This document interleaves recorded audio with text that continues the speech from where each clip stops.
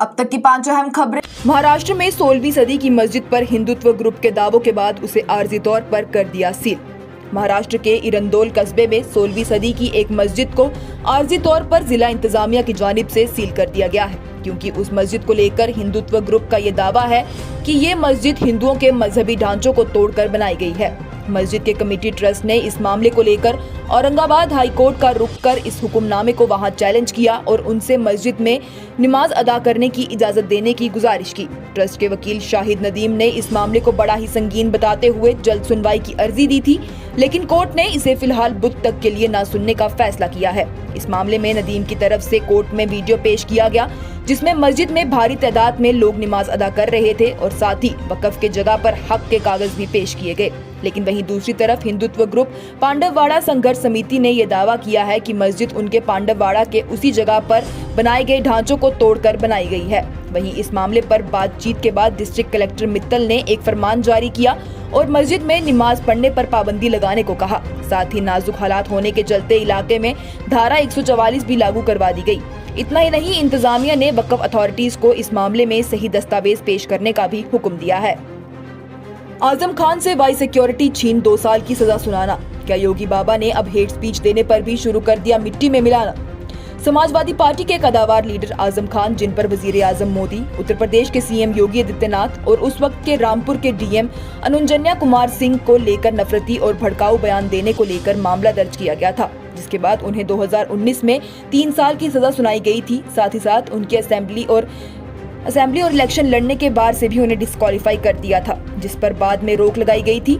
इसके बाद कल ये खबरें चर्चाओं में थी कि आजम खान से यूपी सरकार वाई सिक्योरिटी वापस लेगी, जैसा कि हुआ भी। उनसे वाई सिक्योरिटी छीन ली गई, जिसमें उनके हिफाजत में यूपी पुलिस के 3 गनमैन और उनके घर पर 24 घंटे की सिक्योरिटी थी। आजम खान से जब सिक्योरिटी वापस ली गई तो उसे लेकर भी राजनीति शुरू हो गई। ओपोजिशन पार्टियां इस मुद्दे को लेकर योगी सरकार पर जमकर निशाना साध रही हैं। इसी बीच भीम आर्मी चीफ चंद्रशेखर आजाद ने सरकार पर निशाना साधते हुए कहा, यूपी सरकार की तरफ से साबिक कैबिनेट मिनिस्टर और समाजवादी पार्टी के कदावर लीडर आजम खान जी की सिक्योरिटी हटाना बदकिस्मत भरा काम है। प्रदेश सरकार आजम खान जी के साथ बदले के एहसास से काम कर रही है। अगर उनके साथ कुछ भी अनहोनी होती है तो प्रदेश की भाजपा सरकार उस चीज के लिए जिम्मेदार होगी। यूपी सरकार को आजम खान की सिक्योरिटी जल्द ही बहाल करनी चाहिए। वहीं इसके बाद आज रामपुर की अदालत में आजम खान पर दर्ज हेट स्पीच मामले में सुनवाई थी, जिसमें आजम खान को 2 साल की सजा सुना दी गई। अदालत ने आजम खान को कसूरवार ठहराकर उन्हें 2 साल की सजा सुना दी है। पाकिस्तान में पीटीआई पर लगने वाला है बैन। इमरान खान ने बताया अपना अगला प्लान। पाकिस्तान के साबिक वजीर आजम और साबिक क्रिकेटर इमरान खान की पार्टी पाकिस्तान तहरीक इंसाफ पर वहां की सरकार जल्द ही बैन लगाने जा रही है। इसे लेकर पहले भी कई बार बयानबाजियां हुई हैं। इसे लेकर होम मिनिस्टर राना सनाउल्लाह ने कहा था कि पीटीआई पर पाबंदी लगाना ही एक आखिरी रास्ता है। डिफेंस मिनिस्टर ख्वाजा आसिफ ने कहा कि इस कदम पर सोचा जा रहा है। पाकिस्तान पीपल्स पार्टी के सदर और फॉरेन मिनिस्टर बिलावल भुट्टो ने भी कहा था कि उनकी पार्टी पाकिस्तान तहरीक इंसाफ पर पाबंदी आयद करने के किसी भी कदम के खिलाफ एहतजाज नहीं करेगी। वहीं इन्हीं सियासी सरगर्मियों के बीच इमरान खान का बड़ा बयान सामने आया। इमरान खान ने इस मामले को लेकर कहा कि अगर सरकार उनकी पार्टी को हटाती है तो भी वो बरकरार रहेंगे। वो एक नए नाम के साथ एक नई पार्टी बनाएंगे और फिर इंतखाबात जीतेंगे। उन्होंने ऐलान किया कि भले ही वो मुझे नाकाबिल करार दें और मुझे जेल में डाल दें, फिर भी मैं नई पार्टी बनाऊंगा और इंतखाबात जीतूंगा। मानहानि मामले में अपनी आखिरी उम्मीद को आजमाने चले हैं राहुल गांधी।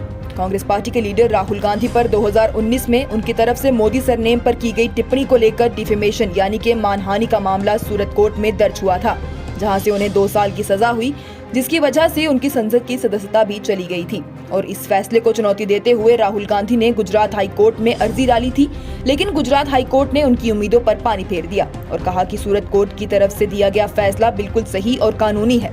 इसी बीच ये खबरें भी आ रही थी कि 2024 में शायद विपक्षी दल भाजपा के खिलाफ एक साथ आएंगे और विपक्ष का चेहरा राहुल गांधी को बनाएंगे। लेकिन उसके बीच की अड़चन है राहुल गांधी की संसद से डिस्क्वालिफिकेशन।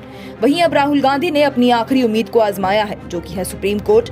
गुजरात हाई कोर्ट की तरफ से फैसला राहुल गांधी के हक में न आने के बाद राहुल गांधी ने आज सुप्रीम कोर्ट का रुख किया और वहां जाकर गुजरात हाई कोर्ट के फैसले को चुनौती दी है। 2024 में विपक्ष के एक साथ होने पर बोले असदुद्दीन ओवैसी, कहा भाजपा को अगर हराना है तो पहले उसके और खुद के बीच में फर्क तो बताएं। 2024 के लोकसभा चुनावों में सभी विपक्षी दल एक साथ आने की बात कर रहे हैं, जिसके लिए बिहार में विपक्षी दलों की एक बैठक भी हुई थी। वहीं इसे लेकर ऑल इंडिया मजलिस इत्तेहादुल मुस्लिमीन के सदर असदुद्दीन ओवैसी ने कहा कि अगर ऑपोजिशन 2024 में भाजपा के खिलाफ लड़ने वाली है तो वो उससे अलग कैसे है, पहले ये तो बताएं।